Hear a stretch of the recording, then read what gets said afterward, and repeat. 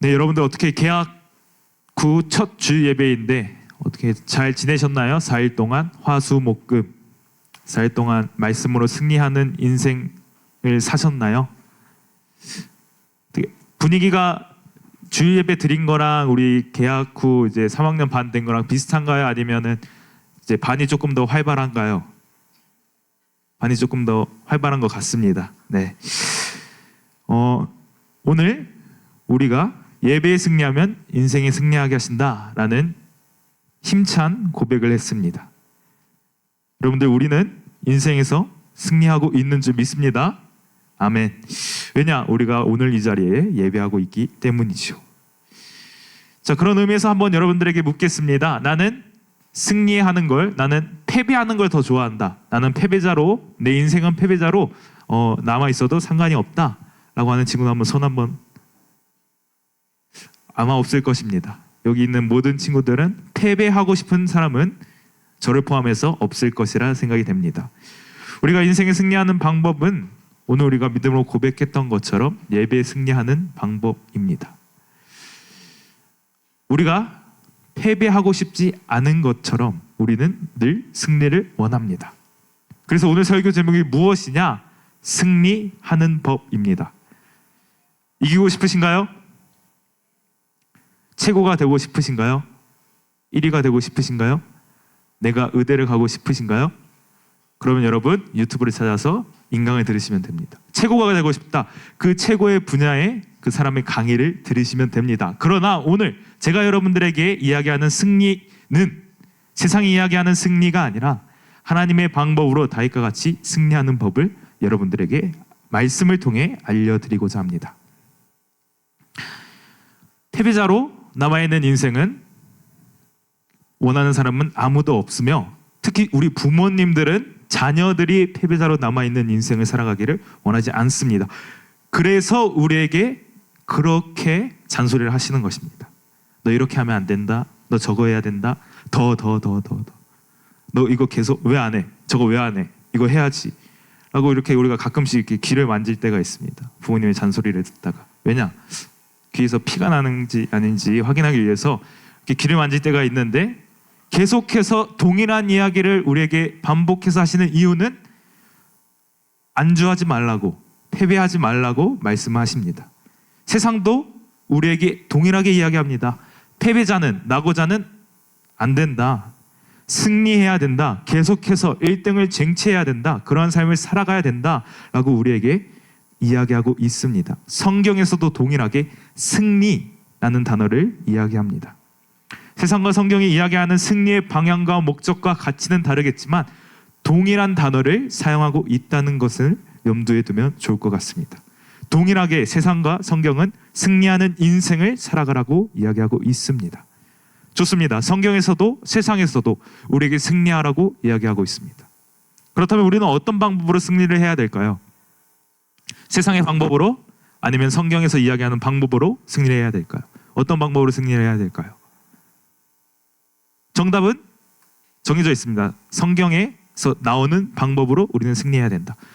모르는 친구는 여기 없을 것이라 생각이 됩니다. 다 알고 있습니다. 그러나 우리의 인생을 봤을 때 우리는 머리로는 알고 있지만 우리의 행동은 이미 세상의 무기를 쥐고 있습니다. 골리앗의 갑옷과 창과 단창과 그 모든 것들을 우리는 손에 쥐고 세상에 나아가 세상과 싸울 준비를 하고 있는 우리의 모습을 볼 수 있다는 것입니다. 세상의 방법으로 우리는 지금 승리를 쟁취하기 위해서 부질없이 노력하는 우리의 모습을 방금 확인했습니다. 왜 세상의 방법으로 우리는 승리를 하려고 하는가? 우리가 누구인지 모르기 때문입니다. 우리는 대한민국 국민입니다. 맞습니까? 대한민국 국민은 대한민국의 법을 따라야 됩니다. 맞습니까? 맞죠? 우리는 하나님의 백성입니다. 인정하시나요? 인정한다면 우리는 하나님의 법을, 하나님의 나라의 그 법을, 성경의 말씀을 따라야 됩니다. 그러나 우리는 그러지 못하는 삶을 살아가고 있다는 것이죠.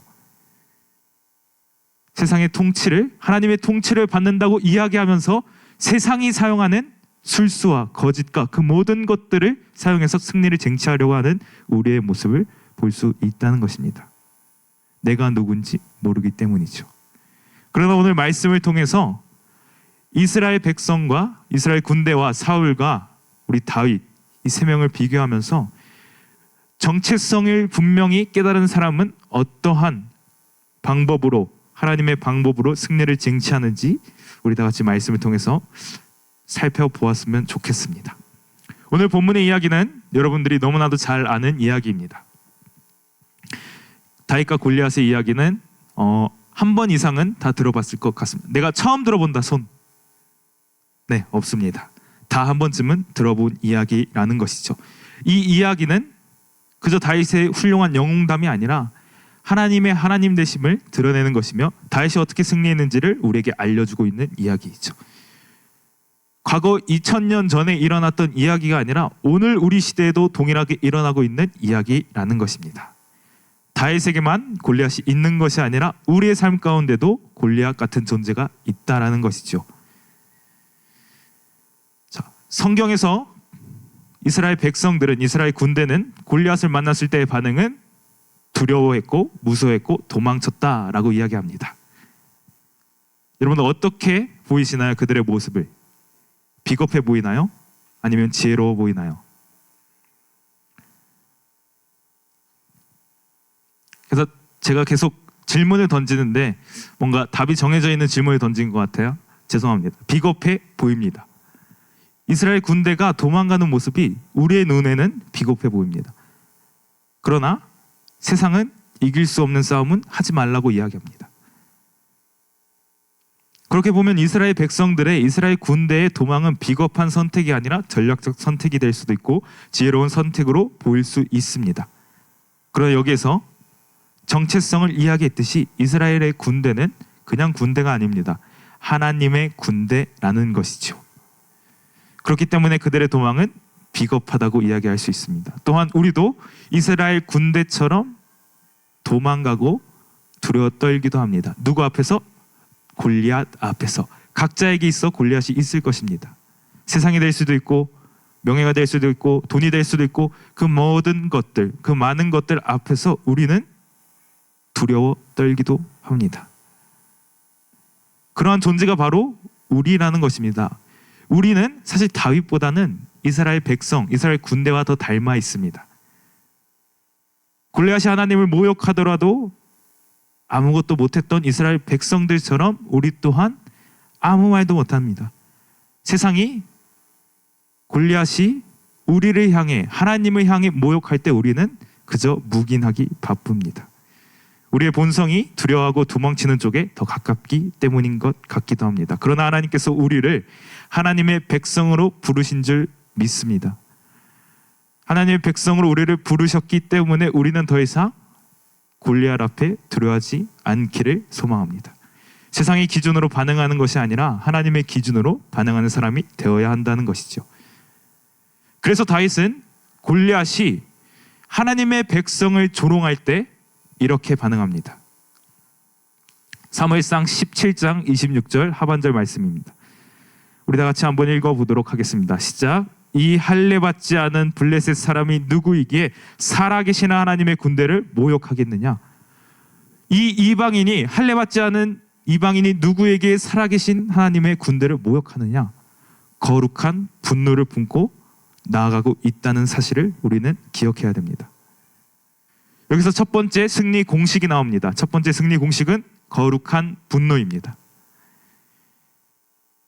이스라엘 군대처럼 우리도 골리앗 앞에서 두려워 떱니다. 그러나 다윗은 골리앗을 두려워하지 않았고 거룩한 분노를 품고 나아갑니다. 이 자가 누구이기에 감히 하나님의 군대를 모욕하느냐라고 나아가는 것이죠. 하나님의 군대가 모욕당하는 것을 다윗은 문제 삼았던 것이며 다윗의 분노의 대상은 개인적 자존심과 민족적 자존심이 아니라 하나님의 명예에 포인트가 있다는 것입니다. 나의 자존심과 감정과 복수를 위해 다윗은 화를 내고 있는 것이 아닙니다. 내가 영웅이 되기 위해서 저 사람을 꺾으면 사울이 나에게 많은 것들을 허락해 준다고 했기 때문에 내가 저 양반을, 저 키 큰 골리앗을 저 무찌를 수 없을 것 같은 골리앗을 무찌르러 나가는 것이 아니라 하나님의 명예를 훼손시킨 이방인, 하나님의 이름을 더럽힌 저 이방인을 내가 무찔러야겠다 라는 그 마음가짐을 가지고 거룩한 분노를 가지고 다윗은 전쟁터에 나갔습니다. 우리가 오늘 이 다윗의 모습을 통해서 거룩한 분노를 품어야 된다는 것이죠. 우리가 두려워해야 될 것은 세상이 아니라 하나님 한 분인 줄 믿습니다. 우리가 세상을 두려워합니다. 세상을 두려워하는 나의 모습을 볼 때, 저의 모습을 볼 때 두렵습니다. 저는 하나님의 진노가, 하나님의 책망이 우리의 삶 가운데 임할까 봐 두려움을 가지고 있습니다. 세상을 두려워하는 나의 모습, 하나님이 어떻게 보실지 생각해 보시면 좋겠습니다. 세상을 두려워하는 것이 아니라 세상을 만지시고 주관하시는 우리 여호와 하나님을 두려워하는 저와 여러분들이 되기를 소망합니다.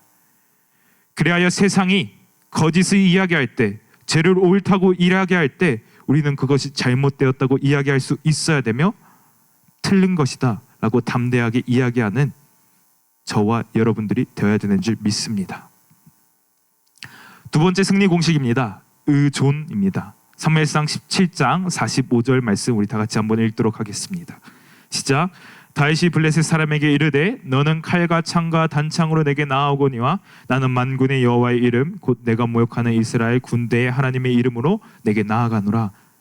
다윗이 의지하고 있는 것은 칼과 창과 단창이 아닌 하나님의 이름으로 내게 나아가고 있노라. 내게 나아가노라. 하나님의 이름을 다윗은 의지하고 있는 모습을 보이고 있습니다. 한번 생각해 보시길 바랍니다. 우리는 골리앗과 싸울 때 개인적으로 내 앞에 있는 그 골리앗, 무너지지 않을 것 같은 골리앗과 싸우러 나갈 때 무엇을 의지합니까? 세상과 싸우러 나갈 때 우리는 무엇을 손에 쥐고 나아갑니까? 칼과 창과 단창입니다. 하나님의 이름을 의지한다고요? 아니요, 절대 그렇지 않습니다. 하나님의 이름을 의지한다고 분명히 알고는 있겠지만, 들어는 봤지만 우리가 손에 쥐고 나아가는 것은 칼과 창과 단창, 세상의 방법이라는 것입니다. 경험과 능력과 재능과 노력을 우리는 하나님의 이름보다, 하나님보다 더 의지하고 있다고 이야기할 수 있을 것 같습니다. 왜냐? 우리는 죄인이기 때문입니다. 우리가 하나님의 이름을 의지하지 못하는 이유는 우리의 죄된 본성 때문이라는 것입니다. 우리가 하나님을 의지한다고 말하지만 실제로는 나의 계획과 경험과 생각과 능력을 더 의지합니다. 저 또한 그렇습니다. 저는 계획이 계획대로 진행될 때 만족감을 느끼며 안정감을 느끼는 사람입니다. 그래서 설교를 준비하면서 예를 들어 오늘은 2번 웃겨야지 라고 딱 계획을 세웠습니다. 자, 그런데 막상 설교를 시작했는데 한 번도 웃기지 못했다, 여러분들이 웃지 않았다 하면은 그 순간 저는 설교보다 웃겨야 한다는 그 계획 앞에 사로잡힙니다. 그 계획에 매달리는 제 모습을 볼 때 그때 깨닫는 것이죠. 내가 하나님을 의지하지 못했구나, 내가 의지하고 있던 것은 나의 계획이었구나 라는 것을 깨닫게 된다는 것입니다. 결국 우리는 하나님을 의지하지 않는다면 우리는 우상밖에 의지할 것이 없습니다. 나의 계획과 돈과 명예와 모든 내 배경들과 모든 것들이 하나님을 제외한 모든 것은 다 나에게 있어서는 우상이 된다는 것이죠.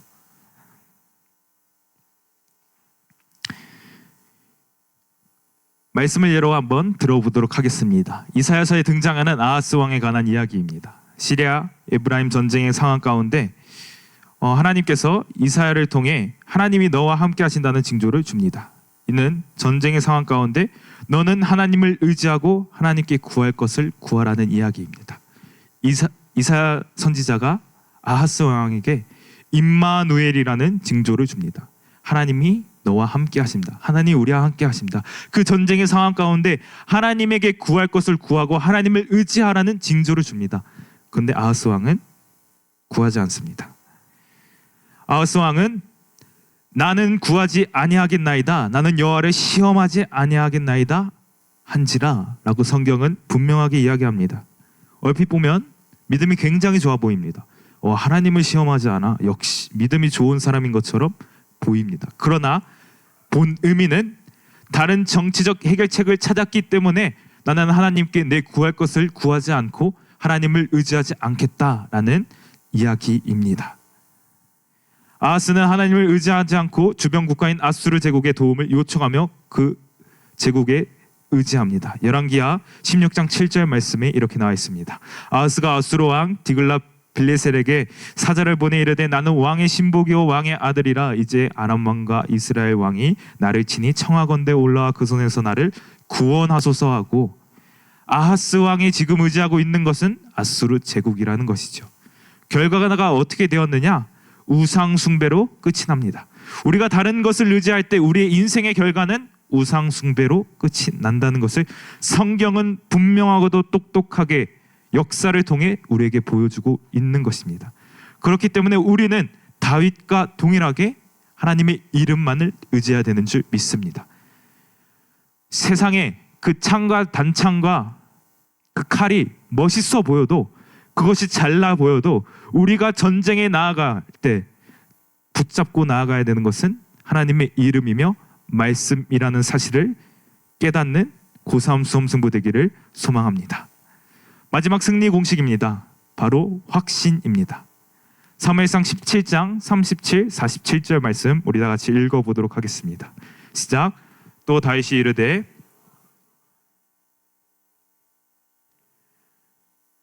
나를 이 블레셋 사람의 손에서 또 건져내시리이다. 사울이 다윗에게 이르되 가라, 여호와께서 너와 함께 계시기를 원하노라.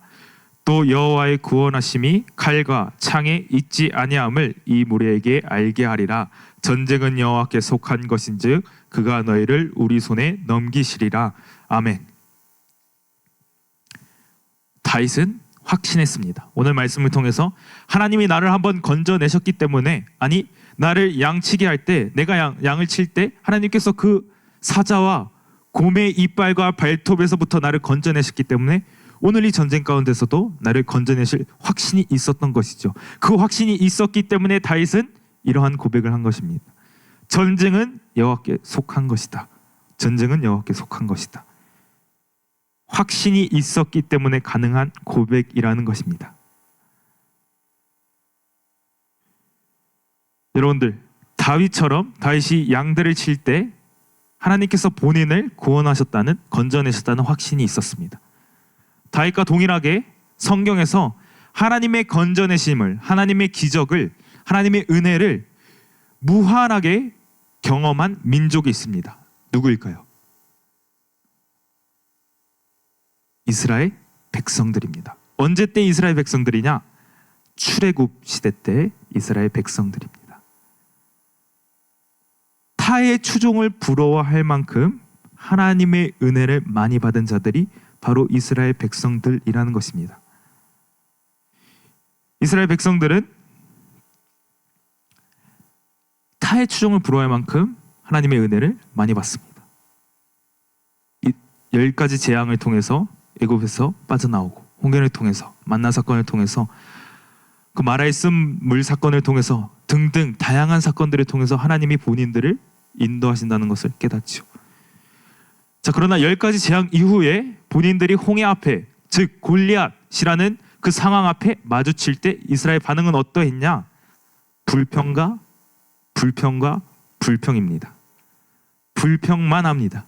내가 왜 여기에 나와서 이 자리에 죽어야 되냐? 내가 차라리 애굽에 가서 죽는 게 낫겠다라고 모세 앞에 불평합니다. 그 불평을 들을 때 모세가 어떻게 이야기했는지 우리 성경을 찾아봅시다. 출애굽기 14장 13에서 14절 말씀입니다. 모세가 백성에게 이르되 너희는 두려워하지 말고 가만히 서서 여호와께서 오늘 너희를 위하여 행하시는 구원을 보라. 너희는 오늘 본 애굽 사람을 영원히 보지 아니하리라. 여호와께서 너희를 위하여 싸우시리니 너희는 가만히 있을지어다. 아멘. 가만히 있어라 이겁니다. 하나님이 너희를 위하여 대신 싸우니 가만히 있어라. 일맥상통합니다. 다윗이 고백한 전쟁은 하나님께 속한 것이다 라는 이 고백과 여호와께서 너희를 위하여 싸우시리니 너희는 가만히 있을지어다 라는 이 고백은 일맥상통하다는 것입니다. 여러분들, 홍해 사건 이후에 이스라엘 백성들이 불평을 그만두었나요? 아닙니다. 계속합니다. 배고프다. 왜 메추라기는 안 주냐? 왜 만나만 주냐? 메추라기 만나 말고 다른 거 줘라. 물이 없다. 물 줘라. 물 줘라. 너무 덥다. 너무 춥다. 불평이란 불평은 다 합니다. 하나님의 기적을 보았음에도 불구하고요. 여러분들, 오늘 우리가 이 예배가 끝나고 우리 다 같이 한강에 갑니다. 한강에 가보는 우리가 상상을 한번 해봅시다. 자, 한강에 갔습니다. 제가 지팡이를 들고 한강에 향해서 두 팔을 벌릴 때 한강이 두 갈래로 갈라지면 여러분들 하나님 믿겠습니까? 믿으시는 은혜가 있기를 소망합니다. 여러분들, 그 기적을 봤으면 하나님을 믿어야 되는 게 정상인 것처럼 보입니다. 더군다나 10가지 재앙, 여러분들 한강이 피로 변한다? 와, 첫째 아들이 죽는다? 등등 정말로 10가지 재앙과 하늘에서 음식이 떨어진다? 내가 길을 가는데 하늘에서 돈이 떨어진다. 그것도 내가 불평 이후에. 그럼 여러분들, 누군가는 내 말을 듣고 있겠다는 생각을 하겠죠. 누군가는 내 불평을 듣고 있겠다는 생각을 하게는 됩니다. 그래서 그런지 이스라엘 백성은 계속 불평합니다. 계속. 불평이 멈출 때도 된 것 같지만 하나님 앞에 계속해서 불평을 하고 있는 이스라엘 모습을 보게 됩니다. 근데 그 모습이 우리의 모습이기도 합니다. 한심해 보이고, 저들은 왜 그러나, 내가 그 시대의 이스라엘 백성이라면, 내가 홍해를 지나왔던 사람이라면 그러진 않았을 텐데 라고 생각을 해보겠지만, 우리는 그것보다 더 큰 기적을, 십자가 사건을 경험한 사람인데도 불구하고 하나님 앞에 불평을 하는 존재들이라는 것을 깨달을 때, 아, 내가 더하면 더했지 덜하진 않았겠구나. 내가 하나님 앞에 더하면 더했지 불평을 더하면 덜했지 덜하지는 않았겠구나 라는 사실을 깨닫게 됩니다. 출애굽을 경험한 이스라엘 백성과 죄에서 구원을 경험한 우리들, 그리고 사자의 이빨과 발톱에서 건져내심을 경험한 다윗, 셋 다 하나님의 역사를, 하나님의 건져내심을 경험한 사람들입니다. 그러나 우리와 이스라엘 백성에게 무엇이 없었느냐? 하나님이 하실 것이라는 확신. 하나님이 우리의 삶을 건져내셨고 죄에서 우리의 삶을 구원해 내셨으니 하나님께서 우리의 삶을 이끌어 가실 것이고 책임져 주실 것이라는 확신이 이스라엘 백성과 동일하게 우리의 마음 가운데도 없다는 것입니다. 다윗은 있었기 때문에, 그 확신이 있었기 때문에 불안해하지 않고 담대하게 거인 골리앗 앞에 나아갔다는 것이죠. 골리앗이 무섭습니다. 무섭지 않다는 말은 거짓인 것 같습니다. 골리앗이 무섭지만 정말 우리가 두려워해야 되는 분은 하나님이며, 골리앗보다 더 크신 하나님을 여러분들이 여러분들의 삶을 통해서 경험하기를 소망합니다. 다윗도 그러한 삶을 경험했기 때문에 다윗이 골리앗을 두려워했음에도 불구하고 담대하게 하나님의 이름을 가지고 하나님의 말씀을 가지고 그 전쟁터에 나아갔다는 것입니다. 그 긴장이 확신을 깨지 못했다라는 것이죠. 다윗과 하나님의 관계를 골리앗이 무너뜨리지 못했다, 좌절시키지 못했다라는 것입니다. 우리도 동일하게 하나님하고의 관계 가운데 있을 때 골리앗이 우리의 관계를 하나님과의 관계를 무너뜨리지 않기를 소망합니다. 하나님과의 관계와 하나님의 하나님 되심을 기억하시는 여러분들이 되기를 원합니다. 아무리 세상이 하나님의 교회를, 그리스도인들을 조롱한다 할지라도 골리앗의 모함에 넘어가지 않기를, 패배하지 않기를 바랍니다. 그 조항과 모함 가운데 세상의 방식을 가지고 그 세상과 싸우는 것이 아니라 정말로 거룩한 분노를 품고 하나님을 의지하며 확신하며 세상에 나아가 하나님의 제자라는 그 정말로 정체성을 가지고 그 정체성을 가지고 말씀을 증거하며 능히 승리하는 저와 여러분들이 되기를 소망합니다. 말씀을 마무리하겠습니다. 다윗이 승리할 수 있었던 이유는 거룩한 분노, 의지, 확신입니다. 그러나 우리는 본질적인 질문 한 가지 던져야 됩니다. 어떻게 다윗이 이러한 마음을 품게 되었는가? 어떻게 다윗이 우리와 동일한 인간인데, 사람인데 이러한 마음을 품게 되었는가라는 질문을 던질 수 있어야 됩니다. 그는 태어날 때부터 하나님께 선택받은 자라서 그가 기름 부음을 받았기 때문에? 아닙니다. 다윗이 다르게 살 수 있었던 이유는 로마서 12장 2절 말씀에 분명히 나와 있습니다. 우리 로마서 12장 2절 말씀 다 같이 한번 읽도록 하겠습니다. 시작. 너희는 이 세대를 본받지 말고 오직 마음을 새롭게 함으로 변화를 받아 하나님의 선하시고 기뻐하시고 온전하신 뜻이 무엇인지 분별하도록 하라. 아멘. 다윗이 우리와 다르게 반응할 수 있었던 이유는 이 세대를 본받지 않았기 때문이라는 것입니다. 다윗이 그 전쟁터에 나가서 이스라엘 군대와 사울 왕을 본받지 않았기 때문에, 사람의 시선으로 골리앗을 해석하려고 하지 않았기 때문에, 하나님의 시선으로 분별하여 그 상황을 해석하였기 때문에 다윗은 거룩한 분노를 품고 하나님을 의지하며 확신하며 나아갈 수 있었다는 것이죠.